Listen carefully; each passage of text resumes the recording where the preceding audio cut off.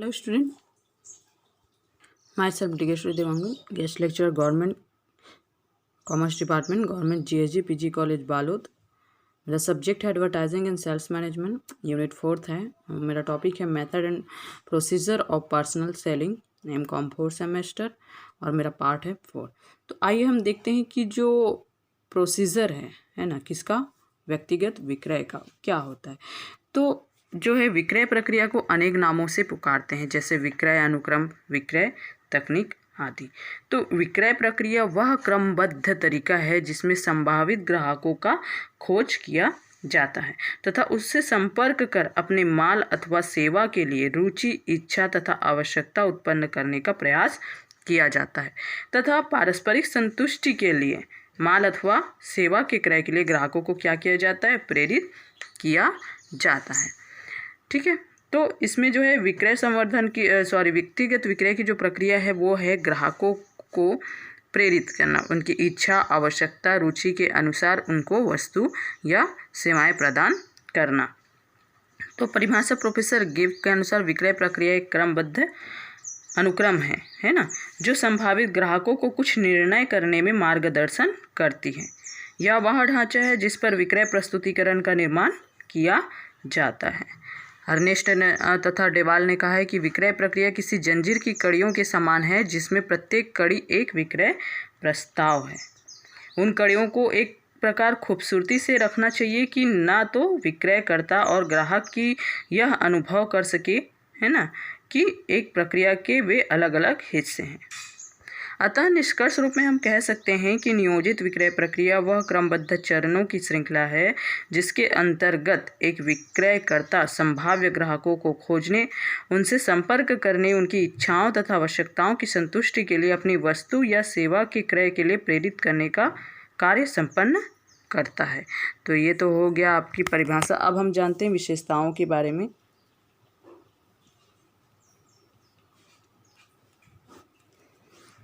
विशेषताएं, है ना, तो जो है,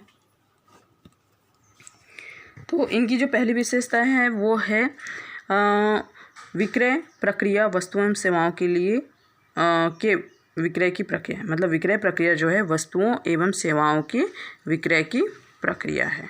ठीक है, पहला जो विक्रय प्रक्रिया है, प्रक्रिया वस्तुओं एवं देखिए इसकी विशेषताएं में यह जो है विक्रय प्रक्रिया वस्तुओं एवं सेवाओं की विक्रय प्रक्रिया है। यह माल या सेवा के विक्रय करने की क्रमबद्ध प्रक्रिया है।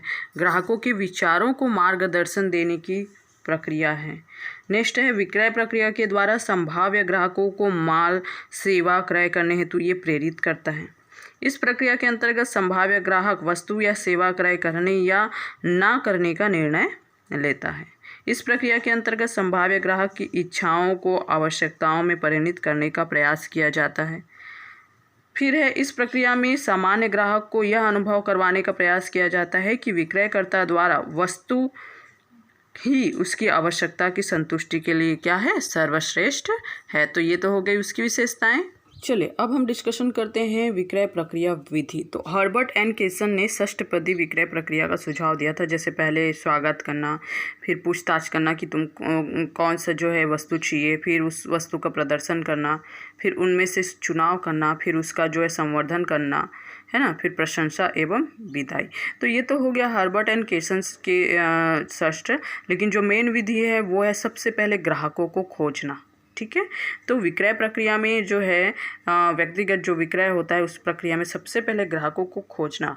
तो विक्रय प्रक्रिया का प्रथम चरण होता है जो संभाव्य ग्राहक है उसकी खोज करना। जो है ग्राहक वह व्यक्ति या संस्था है जिसे वस्तु की आवश्यकता है तथा जो उसे खरीदने के लिए क्षमता रखता है। भावी ग्राहकों की खोज करना विक्रय प्रक्रिया का जीवन रक्त माना जाता है। इसके विपरीत यदि आप नए ग्राहकों को जोड़ना बंद कर देंगे तो वह मृत्यु कारक रक्तपात के समान हो जाएगा। तो इसमें निम्नलिखित स्रोत है, जैसे कि परिवार एवं मित्रों से, है ना, हम ग्राहकों की खोज कर सकते हैं, जाति संगठनों से, वर्तमान ग्राहकों से, व्यापारियों से, और जो है टेलीफोन निर्देशकों से, व्यापार एवं पेशेवर निदेशिकाओं से, सेवा संगठनों से, भवन सूची से, समाचार पत्रों से, विज्ञापनों से, दुकान प्रदर्शनियों से, आयकर विभाग से, जन प्रतियोगिताओं से जो है हम क्या कर सकते हैं, ग्राहकों की खोज कर सकते हैं। दूसरा है प्रारंभिक तैयारी करना। अब जब विक्रयकर्ता को ग्राहक मिल जाते हैं या नाम और पता ज्ञात हो जाता है तो प्रारंभिक तैयारी कर लेनी चाहिए। सर्वप्रथम ग्राहकों के बारे में जानकारी प्राप्त कर लेना चाहिए, है ना। ग्राहकों से संपर्क करने से उसके बारे में जितनी भी सूचनाएं वो प्राप्त कर लेनी चाहिए। वह अपने भावी ग्राहकों के बारे में जितनी सूचनाएं प्राप्त कर लेगा वह उतना ही अधिक सफल होगा। फिर संपर्क स्थापित करना। जब विक्रयकर्ता प्रारंभिक तैयारी पूरी कर लेता है तब वह अपने ग्राहकों से संपर्क स्थापित करने का प्रयास करना चाहिए। संपर्क स्थापित करने के लिए विक्रयकर्ता को प्रायः 3 कार्य करने होते हैं। उनसे भेंट करने का समय निर्धारित करना, निर्धारित समय पर भेंट करना, संभाव्य ग्राहक या ग्राहक से भेंट करना। तो समय निर्धारित करना तो जो है संपर्क करने के लिए एक निश्चित समय निर्धारित होना चाहिए जो ग्राहक की इच्छा के अनुरूप हो। भेंट के लिए पहुंचना, समय पर भेंट के लिए पहुंचना, फिर उससे भेंट करना। नेक्स्ट है प्रस्तुतिकरण करना। विक्रय प्रक्रिया का सबसे महत्वपूर्ण चरण है प्रस्तुतिकरण। प्रस्तुतिकरण चरण है जिसमें विक्रेता अपने माल या सेवा को ग्राहक के समक्ष प्रस्तुत करता है। प्रस्तुतिकरण के समय विक्रेता को अपने माल के बारे में सभी बातें बतानी होती है ना, कि माल कैसा है ना, इसमें क्वालिटीज़ क्या है ना, कितने ग्राम है, ये कितना उपयोगी है ना, सारा चीज़ उसमें बताया जाता है। फिर नेक्स्ट है ध्यान आकर्षित करना। तो भावी ग्राहकों का ध्यान आकर्षित करना कभी कभी बहुत कठिन हो जाता है क्योंकि अधिकारियों को माल बेचने के लिए उसने समय प्राप्त करना पड़ता है। अतः विक्रयकर्ता को ऐसी बात ही करनी चाहिए जिससे संभाव्य ग्राहक का हित हो। तो निम्नलिखित बातों को ध्यान में देना चाहिए, जैसे ईमानदारी के साथ अभिवादन एवं प्रशंसा करना, महत्वपूर्ण नाम का संदर्भ देकर, है ना, विशिष्ट समस्या का संदर्भ देकर, अनुसंसाधनों एवं रुचिप्रद आंकड़ों को संदर्भ देकर, रुचिकर चित्र दिखाकर, सहायता अथवा सेवा का प्रस्ताव करके, मुक्त भेंट का प्रस्ताव करके, घटना का वर्णन करके, कुतूहल पैदा करके, कहानी कहकर, अर्थात वस्तु के लाभ को बताकर। अब हमारा नेक्स्ट पॉइंट है रुचि उत्पन्न करना, है ना। तो जब संभाव्य ग्राहक का ध्यान विक्रयकर्ता अपनी ओर आकर्षित कर लेता है तो उसे रुचि उत्पन्न करने में आसानी होती है। मनोवैज्ञानिक जो है ग्राहकों को निम्न 3 प्रकार की रुचियां बताई हैं: मानवीय रुचि, सूचना रुचि, नवीनता रुचि। विक्रयकर्ता को ग्राहकों में वस्तु के अनुसार रुचि उत्पन्न करने का प्रयास करना चाहिए। इस हेतु उनसे प्रश्न पूछना चाहिए, आवश्यकता एवं समस्याओं पर विचार करना चाहिए, वस्तु के प्रति रुचि उत्पन्न करना चाहिए। विक्रयकर्ता जब ग्राहक में रुचि उत्पन्न कर देता है तो ग्राहक विक्रयकर्ता की बातें और अधिक सुनना पसंद। विक्रयकर्ता को यह सिद्ध करना होता है कि अभी तक वस्तुओं को क्रय करने से वे लाभ हुए हैं या होने चाहिए थे। ठीक है। तत्पश्चात जो है उसे यह बताना चाहिए कि उसके द्वारा प्रस्तावित वस्तु किस प्रकार उसके लिए अधिकाधिक लाभदायी हो सकते हैं तथा किस प्रकार समस्याओं के समाधान में योगदान दे सकते हैं। हमारा नेक्स्ट है इच्छा उत्पन्न करना। जब भावी ग्राहक की वस्तु के प्रति रुचि उत्पन्न हो जाता है तो उसकी उस वस्तु के प्रति इच्छा भी उत्पन्न करनी चाहिए। दूसरे शब्दों में यह ऐसी परिस्थितियां उत्पन्न करनी चाहिए कि ग्राहक उस वस्तु को चाहने लगे, ग्राहक वस्तु की प्रभावपूर्ण आवश्यकता अनुभव करने लगे, है ना। इस हेतु विक्रयकर्ता को अपने ग्राहक को कुछ सुझाव एवं सलाह भी देनी चाहिए।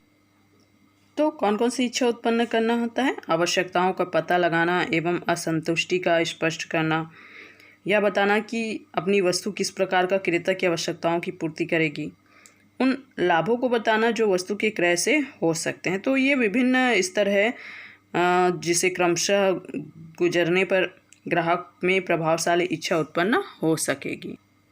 विक्रयकर्ता को ग्राहक की इच्छा में तीव्रता उत्पन्न करने के लिए उसे वस्तुओं का प्रदर्शन भी करना चाहिए। इस हेतु विक्रयकर्ता को चार्ट, ग्राफ, फोटो, विज्ञापन, मॉडल, नमूने, भेंट की वस्तुएं, फिल्में, स्लाइडें, प्रमाण पत्र आदि सभी संसाधनों का उपयोग करना चाहिए। वस्तु का प्रदर्शन करके ग्राहक को यह बताना यह बताने का प्रयास करना चाहिए कि किस प्रकार उसकी जो है आवश्यकता की पूर्ति होगी। उसे बताना चाहिए कि किस प्रकार उसकी भावनाओं की संतुष्टि होगी। अब समस्याओं का निवारण। विश्वास तब उत्पन्न किया जा सकता है जबकि ग्राहक यह अनुभव करता है कि वस्तु के बारे में विक्रयकर्ता द्वारा कही गई बातें सही हैं, वस्तु की आवश्यकता की पूर्ति तथा संतुष्टि के लिए उपयुक्त है या नहीं। विश्वास उत्पन्न करने के लिए विक्रयकर्ता को ग्राहकों द्वारा पूछे गए प्रश्नों तथा उठाई गई आपत्तियों एवं शंकाओं का संतोषजनक समाधान करना चाहिए। संक्षेप में, एक विक्रयकर्ता को ग्राहक में वस्तु के प्रति विश्वास उत्पन्न करने का प्रयास करना चाहिए, जैसे ग्राहकों की समस्याओं के निवारण में सहयोग का वायदा करके, ग्राहकों की आपत्तियों को दूर करके, नेक्स्ट है ग्राहकों के द्वारा पूछे गए प्रश्नों का उत्तर देकर, नेक्स्ट है वस्तु की जांच एवं प्रदर्शन करके, नेक्स्ट है प्रमाण स्वरूप संतुष्ट ग्राहकों एवं विशेषज्ञों का संदर्भ देकर। ठीक है, वस्तु की जांच एवं प्रदर्शन करके, परिणाम स्वरूप संतुष्ट ग्राहकों एवं विशेषज्ञों का संदर्भ देकर, गारंटी तथा प्रतिज्ञा करके, वस्तु का प्रभाव बताकर, तथ्य एवं तर्क देकर, विक्रेता की ख्याति बताकर, दावे का अधिकार देकर तथा प्रतिष्ठा के लिए आवश्यकता बताकर जो है हमें उसके समस्याओं का क्या करना चाहिए, निवारण करना चाहिए, ताकि उसको विश्वास हो सके कि नहीं, यह जो जानकारी दे रहा है वो बिल्कुल सही है, हमें ये वस्तु खरीद लेना चाहिए। अब नेक्स्ट है उपसंहार या आदेश प्राप्त करना। जब संभावित ग्राहक के मन की अनेक शंकाओं तथा जो है आपत्तियों का निराकरण हो जाता है, तब मन में माल या सेवा के प्रति विश्वास भाव जागृत होता है। तब विक्रयकर्ता को विक्रय प्रक्रिया का अंत या जो है उपसंहार करना चाहिए। विक्रय प्रक्रिया के इस चरण में संभाव्य ग्राहक वस्तु क्रय करने या न करने का निर्णय लेता है। अतः विक्रयकर्ता को इस समय विशेष सावधानी एवं चातुर्य बरतना चाहिए। उससे संभाव्य ग्राहकों को ग्राहक के प्रति परिवर्तित करने का प्रयास करना चाहिए। इस हेतु कुछ सुझाव है, जैसे पहला, क्रयादेश के लिए पूछताछ करना, है ना, जांच का अंत करके, गर्भित स्वीकृति स्पष्ट करके, विशिष्ट प्रेरणा देकर, जटिल परिस्थितियों को बताकर, जैसे माल समाप्त हो सकता है, 2 या 3 विकल्पों में से चयन करने की सलाह देकर, छोटी छोटी बातों पर निर्णय में सहयोग देकर, ठहराव स्वीकारात्मक करने का प्रयास करके, फिर आश्वासन देकर, अधिकारपूर्वक कहकर, वस्तु के चयन की प्रशंसा करके। तो यदि संभाव्य ग्राहक पूर्ण संतुष्ट हो जाता है तो तत्काल आदेश दे देता है कि उसको ये माल खरीदना है। किंतु कभी कभी ग्राहक स्वयं आदेश देने की स्थिति में नहीं होता, बल्कि उसे औरों से परामर्श लेना होता है। कंपनी की दशा में तो औपचारिक प्रस्ताव भी पास करवाने होते हैं। ऐसी स्थिति में माल का आदेश जो है बाद में दिया जाता है। विदाई या अनुवर्तन जो है, संभाव्य ग्राहक से माल का आदेश प्राप्त हो या ना हो, विक्रयकर्ता को ग्राहक से विदाई तो लेनी ही पड़ती है, किंतु वह विदाई के साथ उस संभाव्य ग्राहक से संपर्क अवश्य बनाए रखता है। वह उसका अनुवर्तन करता रहता है। यदि माल का विक्रय हुआ है तो उसे माल के संबंध में विक्रय के उपरांत सेवा करनी चाहिए, किंतु माल का आदेश प्राप्त नहीं हुआ है तो उसे उस संभाव्य ग्राहक से निरंतर संपर्क बनाए रखकर उससे माल का आदेश प्राप्त करने का प्रयास करते रहना चाहिए। इस हेतु उसे संभाव्य ग्राहकों की शंकाओं का निवारण करना चाहिए एवं संस्था के प्रति विश्वास एवं आस्था उत्पन्न करना चाहिए। तो ये है हमारे जो है विक्रय प्रक्रिया की विधि। अगर जो है विक्रेता इन सारे चीज़ों का, इन पद्धतियों का अगर पालन करे तो वो अपने वस्तु और सेवाओं को जो है प्रदान करने में, ग्राहकों को प्रदान करने में जो है सफलता प्राप्त करेगी। क्योंकि इसकी जो पद्धति है ना, सबसे पहला जो विक्रय प्रक्रिया है ना, उसमें पद्धति, तो इसमें सारे जो पद्धति हैं उसको अगर फॉलो करें तो जो है एक विक्रेता जो है, व्यक्तिगत जो विक्रेता होता है, जो विक्रय करता है, वो सफल हो सकता है।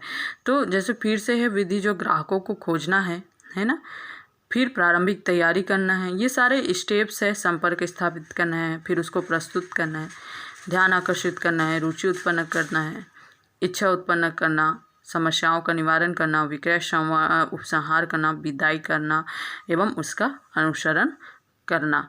तो इसमें सबसे ज़्यादा इम्पॉर्टेंट होता है ग्राहकों की खोज करना, है ना। कि जैसे सेल्स जो वर्कर्स होते हैं, जो घरों घरों में जाके अपने वस्तुओं को क्या करते हैं, बेचते हैं। तो इसका एग्जांपल यही है जो सेल्समैन का काम करते हैं, क्योंकि क्या है, बहुत सारे प्रोडक्ट जो लोगों को ज़रूरत होती है। जैसे अभी गर्मी आ रहा है, मतलब गर्मी चल रहा है ना, तो जूस बनाने का मशीन, जूसर, तो अब विक्रयकर्ता क्या करेगा कि गर्मी में तो ग्राहकों को, क्योंकि ग्राहकों को खोजना ना कि ग्राहकों को किस तरीके की वस्तु पसंद है, सीज़न क्या है ना। तो ग्राहकों को खोजना, अभी गर्मी है तो गर्मी में क्या चाहिए, जूसर जो है मशीन बेचना है ना। फ्रिज का जो है करना है, ठीक है, फ्रिज का जो है एडवर्टाइज करना है, चूँकि ये प्रत्यक्ष है ना। तो फिर सीजन के अनुसार जो है वस्तु बेचना है, तो फिर उनको ग्राहकों को खोजना पड़ता है कि जो है ये जो वस्तु है ना, इसकी खरीदारी जो है किस आय वर्ग के ग्राहक कर सकते हैं, है ना। फिर उसकी प्रारंभिक तैयारी करना, है ना, कि कैसे मिलना है, किस समय पर जो है आपको मिलना है, ये सब तैयारी करना, ठीक है। कैसे बात करना है, फिर उससे संपर्क स्थापित करना, मतलब अब मिलना है उसको, जो है उससे संपर्क बनाना कि आपको ये वस्तु चाहिए, फिर उसको प्रस्तुत करना, और प्रस्तुत इतने अच्छे से करना, है ना, ताकि जो है इतने अच्छे से प्रस्तुत करना ताकि ग्राहक क्या हो सके, आकर्षित हो सके, ताकि उसमें रुचि उत्पन्न हो सके, इच्छा उत्पन्न हो सके। फिर कुछ समस्याएं होती हैं, ये कैसे चलता है, क्या है, तो फिर इस समस्याओं का निवारण हो सके। तो इसमें एक कंक्लूज़न ये निकलता है कि विक्रय जो व्यक्तिगत विक्रय प्रक्रिया है ना, वो प्रत्यक्ष होता है। प्रत्यक्ष रूप से ग्राहकों को क्या किया जाता है, आकर्षित किया जाता है, और अपने जो है माल को क्या किया जाता है, बेचा जाता है ना। ये विज्ञापन विक्रय संवर्धन से बिल्कुल अलग होता है, क्योंकि विज्ञापन अप्रत्यक्ष होता है, विक्रय संवर्धन भी अप्रत्यक्ष होता है। केवल व्यक्तिगत विक्रय ऐसा है जो प्रत्यक्ष होता है, जिसमें ग्राहक और विक्रेता आमने सामने होता है और वस्तुओं का क्रय विक्रय किया जाता है। तो इससे जो है ग्राहक को विक्रेता के सामने जो है उपस्थित होकर अपना सारी जो समस्याएं हैं उसका समाधान मिल जाता है कि वस्तु कैसा है ना, उपयोग करने के लायक है कि नहीं है, गुण कैसा है, सारा चीज़ें जो है उसमें बताया जाता है। तो ये है मेथड जो है ना। चलिए, थैंक यू।